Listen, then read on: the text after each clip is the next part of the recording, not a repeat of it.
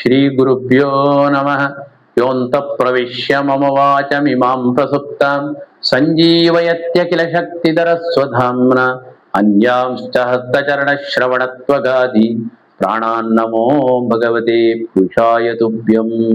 ನಾರಾಯಣಂ ನಮಸ್ಕೃತ್ಯ ನರಂ ಚೈವ ನರೋತ್ತಮಂ ದೇವೀಂ ಸರಸ್ವತೀಂ ವ್ಯಾಸಂ ತತೋ ಜಯಮುದೀರಯೇತ್. ಓಂ ಜನ್ಮಾದ್ಯಸ್ಯ ಯತೋನ್ಮಯಾದಿತರತಶ್ಚಾರ್ತೆ ಸವಿಜ್ಞಸ್ವರಾಟೆ ತೇನೇ ಬ್ರಹ್ಮ ಹೃದಯ ಆದಿಕವಯೇ ಮುಖ್ಯಂತ್ಯಂ ಸೂರಯಃ. ತೇಜೋ ವಾರಿಮೃದಾಂ ಯಥಾ ವಿನಿಮಯೋ ಯತ್ರ ತ್ರಿಸರ್ಗೋ ಮೃಷಾ ಧಾಮ್ನಾ ಸ್ವೇನ ಸದಾ ನಿರಸ್ತಕುಹಕಂ ಸತ್ಯಂ ಪರಂ ಧೀಮಹಿ. ಶ್ರೀ ಗುರುಭ್ಯೋ ನಮಃ. ಪೂರ್ವಕಥಾನುವಾದ. ಭಗವಂತನ ಅವತಾರಗಳು ಯಾವೆಲ್ಲ ಸಂದೇಶಗಳನ್ನು ಕೊಡುತ್ತೆ ಅಂತ ಶುಕಮುನಿಗಳು ಪರೀಕ್ಷಿತ್ ರಾಜನಿಗೆ ಹೇಳ್ತಾ ಇದ್ದಾರೆ.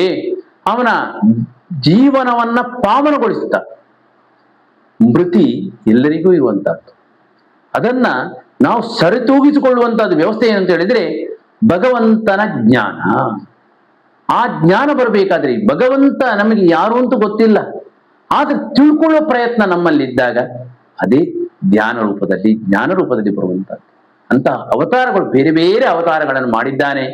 ಅಂತಹ ಭಗವಂತ ಈಗ ಕೂರ್ಮಾವತಾರವನ್ನ ಮಾಡಿದ. ಯಾಕಕ್ಕಾಗಿ? ಅಮೃತಕ್ಕಾಗಿ ದೇವಾಸುರರು ಕ್ಷೀರ ಸಮುದ್ರವನ್ನ ಮತಿಸ್ತಾ ಇರುವಾಗ ಮಂದರಗಿರಿ ಮುಳುಗ್ತಾ ಬಂತು. ಆ ಸಂದರ್ಭದಲ್ಲಿ ಭಗವಂತ ಕೂರ್ಮನಾಗಿ ಅವತರಿಸಿ ಮಂದರಗಳನ್ನ ತನ್ನ ಬೆನ್ನಿನ ಮೇಲೆ ಇಟ್ಟುಕೊಂಡು ಮತನ ಕಾರ್ಯವನ್ನ ಆಬಾಧಿತವಾಗಿ ನಡೆಸಿಕೊಟ್ಟ. ಮಂದರಗಿರಿಯು ಕೂರ್ಮ ಪೃಷ್ಠದಲ್ಲಿ ತಿರುಗುವಾಗ ಹರಿಗೆ ಅದು ಏನೋ ಮೈ ಮೇಲೆ ಪರಚಿದಂತಾಗಿದೆ. ಆವಾಗಲೇ ಅವನಿಗೆ ಆಲಸ್ಯ ಬಂತು ಅಂತ ಭಾಗವತ ಹೇಳ್ತಾ ಉಂಟು ಭಗವಂತನಿಗೆ. ಅದನ್ನೇ ಭಾಗವತ ಹೇಳ್ತ ನಿದ್ರೆ ಕ್ಷಣೋದ್ರಿ ಪರಿವರ್ತ ಕಪಾಣ ಕಂಡು. ಅವನಿಗೆ ಆ ಏನೋ ಒಂದು ತುರಿಸಿದಂತಾದಾಗ ತಾನು ನಿದ್ರಿಸಬೇಕು ಅಂತ ಆಲೋಚನೆ ಬಂತಂತೆ.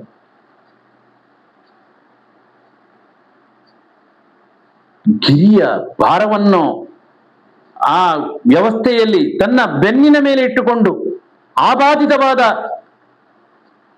ಈ ದೇವಾಸುರರ ಸೇರಿ ಅದನ್ನು ಮತನ ಮಾಡುವಾಗ ಎಷ್ಟು ನಾವೊಂದು ಆಲೋಚನೆ ಮಾಡಿದ್ರೂ ಕೂಡ ಎಷ್ಟು ಆ ತೊಂದರೆ ಆಗಿರ್ಬೋದು ಭಗವಂತನಿಗೆ.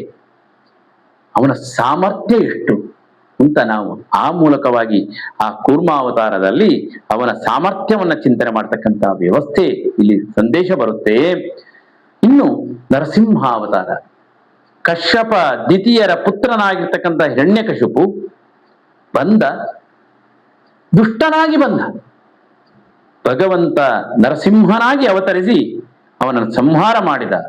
ಅದರೊಟ್ಟಿಗೆ ಭಕ್ತನ ಪರಿರಕ್ಷಣೆ ಮಾಡಿದ ಅಂತ ಹೇಳ್ತಾರೆ.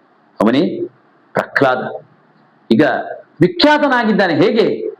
ಭಕ್ತ ಪ್ರಹ್ಲಾದ ಅಂತ ವಿಖ್ಯಾತನಾಗಿದ್ದಾನೆ ಅಂತ ಅವತಾರ ಈ ನರಸಿಂಹ ಅವತಾರ.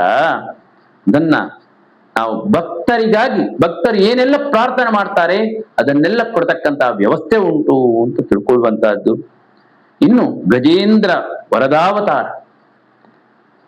ಅಗಸ್ತ್ಯರ ಶಾಪದಿಂದ ಆನೆಯಾದ ಇಂದ್ರದ್ಯುಮ್ನ ಅವ ರಾಜನಾಗಿದ್ದ. ತ್ರಿಕೂಟ ಪರ್ವತದಲ್ಲಿ ಸರೋವರಕ್ಕೆ ತಾನು ವಿಹಾರಕ್ಕೆಂದು ಹೋದ. ಹೂಹು ಆ ಸರೋವರದ ಇದರಲ್ಲಿ ಹೂಹು ಎಂಬ ಗಂಧರ್ವ ಮೊಸಳೆಯಾಗಿ ಹುಟ್ಟಿದ್ದ. ಗಜರಾಜ ಸರೋವರಕ್ಕೆ ಕಾಲಿಟ್ಟಾಗ ಅವನನ್ನು ಮೊಸಳೆ ಕಚ್ಚಿ ಸೆಳೆಯಿತು. ಬಹುಕಾಲ ಕರಿಮಕರಿಗಳ ಹೋರಾಟ ಮುಂದುವರಿಯಿತು. ಬಿಡುಗಡೆಯ ಯಾವ ಉಪಾಯವನ್ನೂ ಕಾಣದೆ ಗಜೇಂದ್ರ ಆರ್ತನಾಗಿ ಭಕ್ತನಾಗಿ ಸರೋವರದಲ್ಲಿರತಕ್ಕಂಥ ಕಮಲವನ್ನ ತನ್ನ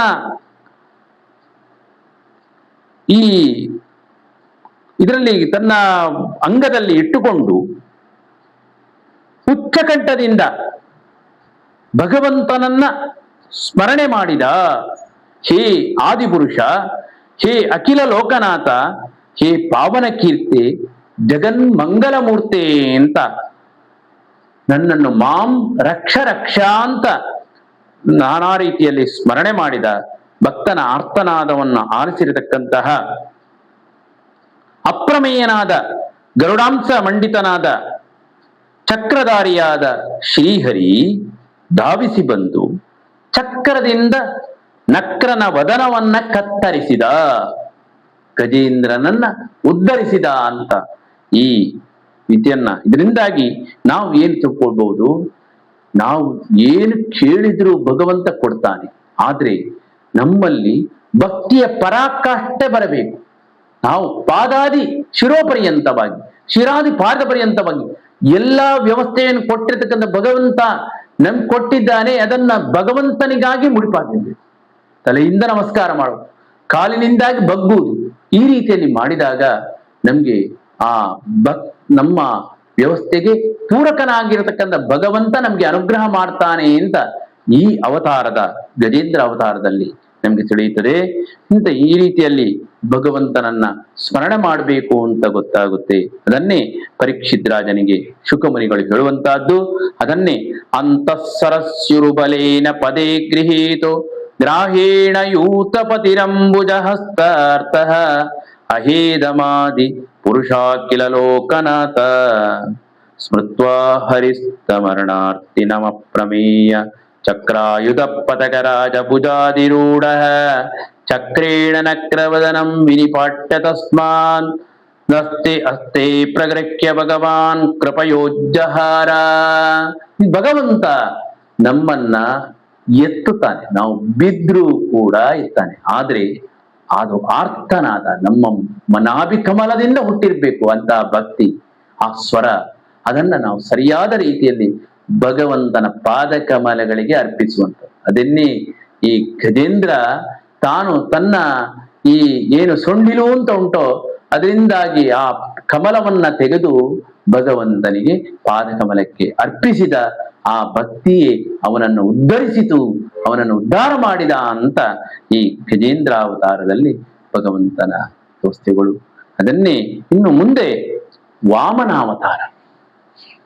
ವಾಮನಾವತಾರ ಸರ್ವ ಪ್ರಾಣಿಗಳ ಹೃದಯ ಗುಹಾವಾಸಿಯಾಗಿರ್ತಕ್ಕಂಥ ಅಧಿಯಜ್ಞನೆನಿಸಿಂತ ಭಗವಂತನು ಸರ್ವಗುಣ ಜ್ಯೇಷ್ಠನಾಗಿದ್ದರೂ ದೇವೇಂದ್ರನ ತಮ್ಮನಾಗಿ ಉಪೇಂದ್ರನಾಗಿ ಬಂದ. ಇಂತಹ ಉಪೇಂದ್ರನು ವಾಮನನಾಗಿ ಬಲಿಯ ಬಳಿ ಬಂದ, 3 ಪಾದ ಭೂಮಿ ಬೇಡಿದ. ವ್ಯಗ್ರಚಿತ್ರರಾದ ಉಗ್ರರೆಲ್ಲರೂ ನಿಗ್ರಹ ಮಾಡಿ ಸಜ್ಜನರನ್ನೆಲ್ಲ ಅನುಗ್ರಹಿಸುವ ಶ್ರೀ ಪರಮಾತ್ಮ ಯಾವ ರೂಪದಲ್ಲಿಯೂ ಏನೂ ಬೇಡದೆ ವಾಮನಾವತಾರದಲ್ಲಿ ಬೇಡಿದ.